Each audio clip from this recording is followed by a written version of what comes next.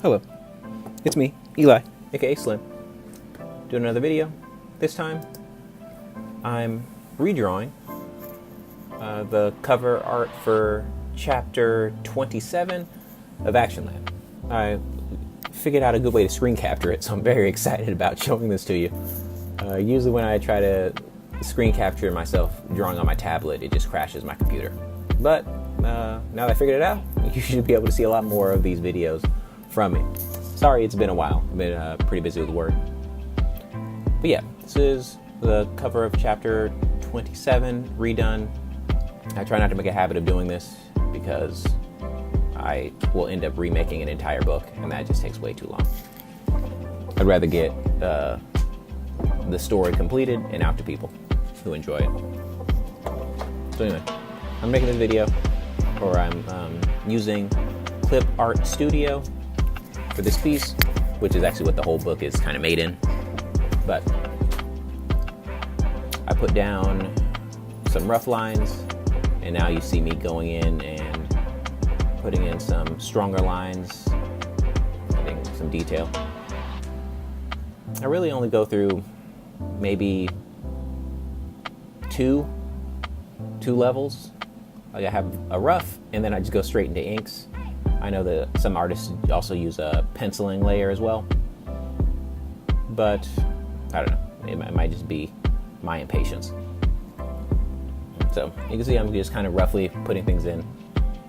This is the most recent chapter of Actionland on Tapastic and Webtoons,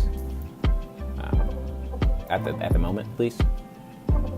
Some more should be coming out next week, of course. But it's just this particular chapter cover, the one I had previously, really bothered me. And I really like this chapter. It's actually one of my favorites. So I thought it just deserved an update. I gotta be careful doing this because I'm always improving my art, and I always feel the desire to go back and update things that I feel like I could do better on.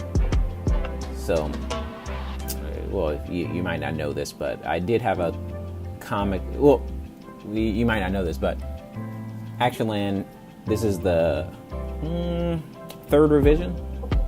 I've gone back and reworked the story several times. I first started the story back in 2008. Most people know that. And the trouble was I just kept making 300 pages, then going back, redoing those same 300 pages, going back, redoing those same 300 pages, because I'd always improve just slightly by the time I finished the 300. So now that I got a story and I feel like the story is strong, there are times I'm still reusing some of the pages I made, back, several years ago. But I feel like they still accomplish the goal, and I try to only make updates when needed. Yeah, I mean, that sounds a little pretty lazy, but also you gotta understand, creating a book's a lot of work. Even with some of my pages already being kind of done for me, where they only need small amounts of changes, it still does take a long time. I guess I am still faster than a lot of other artists. But anyway, so what I'm pretty much going in is I put down the solid lines, and then I kind of just add some details as needed, and cleaning up some of the rough edges. I mean, that's the beauty of doing it digitally. So you can't really do this traditionally. I'd have to, do a lot more penciling, be a lot more sure of my line work, and then go in with a pen at the end. But, going digital, it just allows me to draw in, erase, draw back in, erase, and go that way. Even reposition it, get the composition right where I like it. So yeah, it's a benefit. I do feel as though I'm getting to the end of my pre-drawn chapters. So right after I get out of, right now I'm in book 4 of Actionland. Once I'm done with book 5, then it's going to be all new art. So we should see a improvement in quality. So I don't know, if I have to put a lesson onto it, it would be so now I'm adding some tones. You might see me going through I don't know what I did, but I can't add screen tones normally to my Clip Studio Paint thing. So what I need to do is like open up a previous page where I use that tone, copy it, paste it on here, and then do the changes to it. It's pretty weird, but it's a workaround, at least until I figure out what I did. See, like it doesn't let me. So I have to go here, take this screen tone, drop it here, then erase it all, then paint bucket it back in.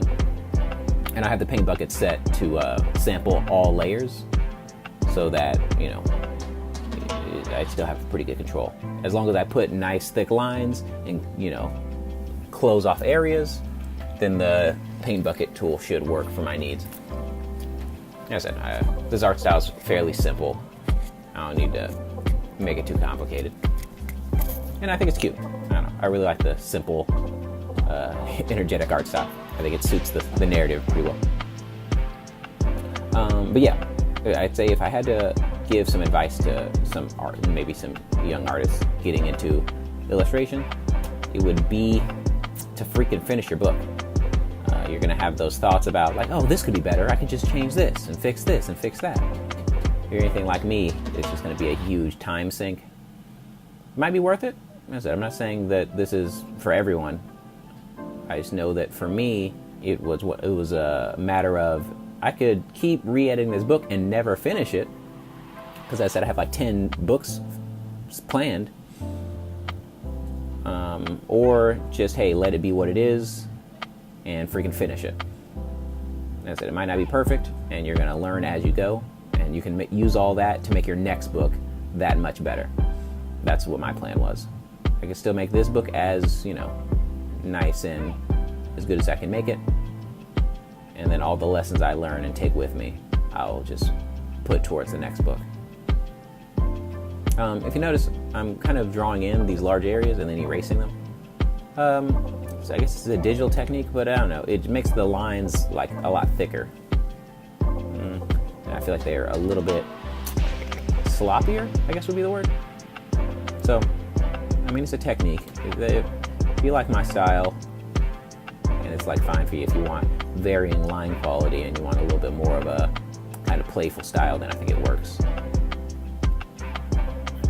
I'm also, you know, trying to focus on shadows. And also, I'm trying to work with the foreground and background. Like, for example, on the things below or things in shadow, I just make them all black. I don't do the shading on them. No, it just simplifies things a bit.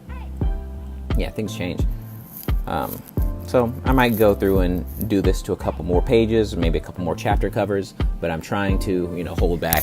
I have a lot of other projects I need to work on, and I can't, you know, justify going back and changing all my previous comic chapter covers. Maybe one day. Maybe after I'm done with it, I can do one last pass.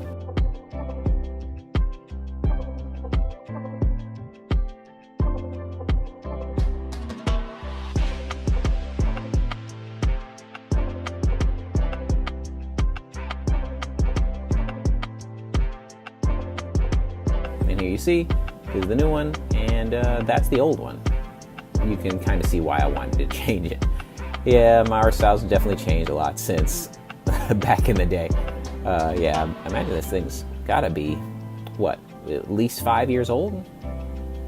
And if you're interested in my comic or supporting me, you can read my comic on Webtoons, Tapastic. I'll put links to those in the comments. You can also back me on Patreon. But thanks for watching, and I hope to see you next time. Bye.